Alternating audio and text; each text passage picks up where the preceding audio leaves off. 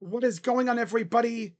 Crazy Dog back with my Browns Vikings Week 5 game preview as our 1-3 Cleveland Browns continue this gauntlet that I call the first 6 games of the 2025 season. As this week, for the first time since 2017, the Browns are heading to London, England, Tottenham Hotspur Stadium, to face off against the 2-2 Minnesota Vikings, who are, of course, already coming off playing a game in Dublin, Ireland. So, as you'd imagine, they're already well adjusted to the time change.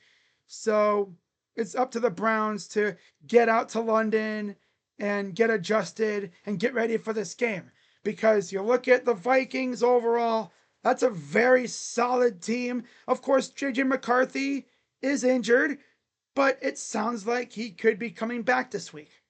Haven't heard anything as of the filming of this video, so we'll see what happens there. But if JJ McCarthy does come back this week, he's probably going to be missing a couple of his starting offensive linemen. Of course, Brian O'Neill got hurt against the Steelers, and Donovan Jackson's already out, right? So you're missing your starting right tackle and one of your starting guards.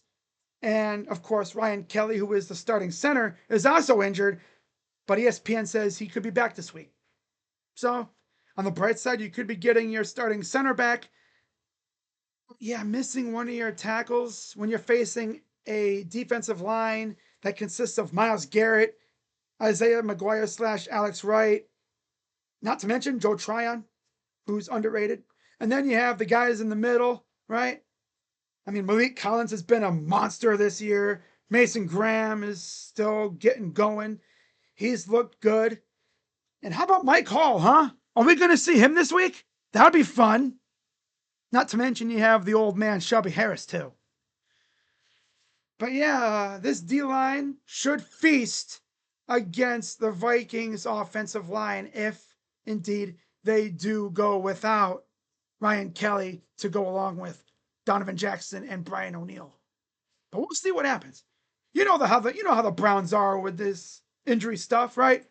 When it comes to opposing players being injured, especially star players, they always come back against the Browns. It's a tradition as old as time itself. You think, oh, we're going to catch a break. Oh, this guy's going to miss the game. And then boom, oh, he's going to come back against the Browns. And what ends up happening? He has a career game every single freaking time. I'll be surprised if JJ McCarthy misses this game. But imagine being Mason Graham, right? You have to go out and take down your alma mater's quarterback, the guy that helped you win a national title.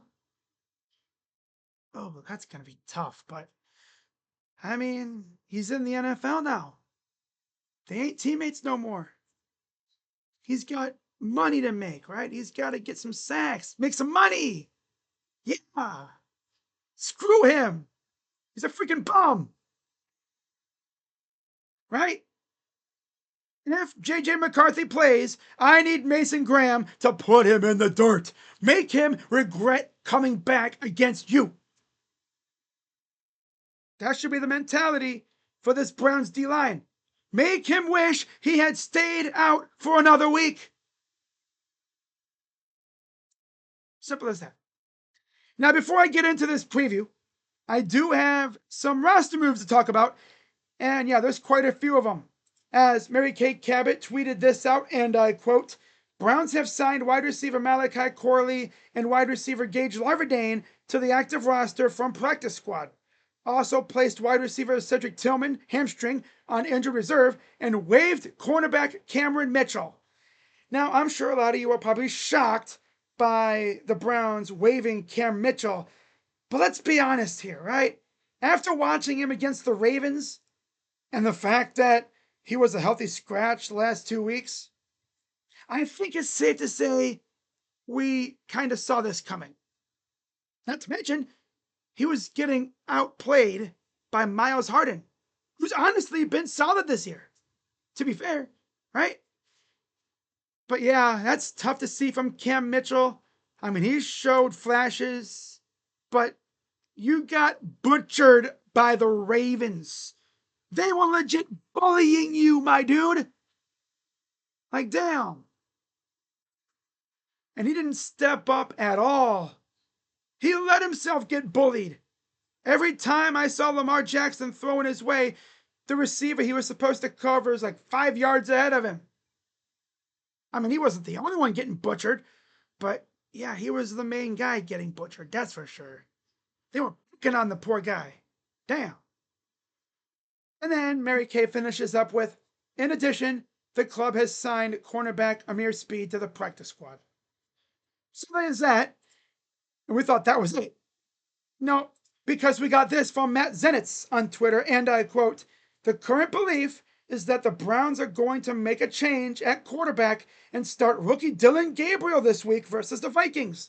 Sources tell at CBS Sports. Now, this is a tough situation, not only because of the fact that you're starting Dillon Gabriel against a stout Vikings defense, technically on the road, even though it is classified as a home game. You're on the road, overseas, and by the way, this is a 9:30 a.m. kickoff. So Dillon Gabriel is going to have to get used to the time change and the fact that, obviously, not in Cleveland, not even in the States, and he's facing a legit NFL starting defense. He's not going up against backups, right? I mean, he did play a little bit, in garbage duty, right, against the Ravens and Lions. But I mean, he did look good against the Ravens, but I think that was against backups. I mean, of course, he led the Browns offense down the field for a touchdown. So good job there. But against the Lions, he didn't really do anything. But the toughest thing is the fact that his poor family has to stay up until 3 a.m. to watch Dillon play. Because, of course, they live in Hawaii. And we thought us having a 9:30 a.m. kick was bad. Bro, 3:30 a.m.? I mean, they might as well not even go to sleep. That's freaking nuts. But yeah, I'm excited to see what Dillon Gabriel can do. But again, with no Cedric Tillman, keep an eye on guys like Isaiah Bond, right? Keep an eye on him, Gage Larverdane. Maybe we see Luke Floria. Yeah, in case you forgot, he's back on the practice squad. It'd be cool if they elevated him, right? Because he showed major flashes during the preseason, and then he got hurt. But again, with Dillon Gabriel, we saw him go out there and cook against the Eagles in the preseason. He's got the ability. It'll be interesting to see what he does with the starting Browns unit, right? Get him a full week of practice and let it rip. Not much else there, right? But the pressure's on this coaching staff. They couldn't afford to sit back and watch old man Flacco derp around for too much longer. So, we'll see what happens, right? I'm excited, though. And as far as me streaming this game, I'm going to try.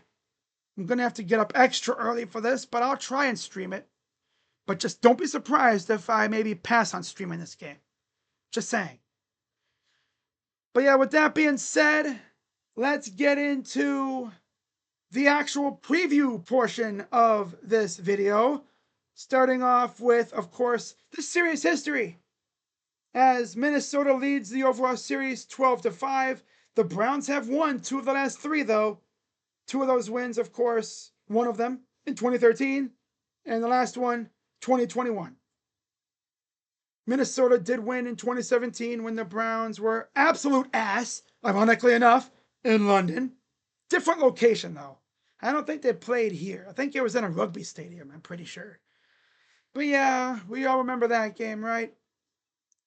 But yeah, the Browns did bounce back in 2021 with Baker Mayfield, who of course played with that bad shoulder. Still wish he didn't do that, but he did, and look what happened as a result. Yep. So hopefully the Browns can go out and beat the Vikings again, and get us to 2-3 on the year with Pittsburgh on deck next week in Pittsburgh. And for those wondering, the Vikings do have a bye next week because, man, could you imagine if the NFL had the Vikings playing back in the States after 2 weeks in the UK? That would just tell us all that the NFL hates the Vikings. So it's going to be fun. To keys to victory. Number one, get the run game going early. Right? Get Judkins and company going early. That'll take the pressure off Dillon Gabriel in the passing game. And honestly, it might even open up the passing game. Because if Judkins and company get going from the beginning, that'll suck up the defense. That'll force the front seven to play closer to the line of scrimmage. And that'll open up the deep ball game. And if there's one thing about Dillon Gabriel that's impressed me, he can throw a nice deep ball. He was insanely accurate during the preseason. Honestly, if there's one guy I would love to see catch a touchdown from Dillon Gabriel, it's Isaiah Bond. That would be cool, right? That would be awesome. That would show Isaiah that patience pays off. And honestly, Isaiah has shown flashes this year.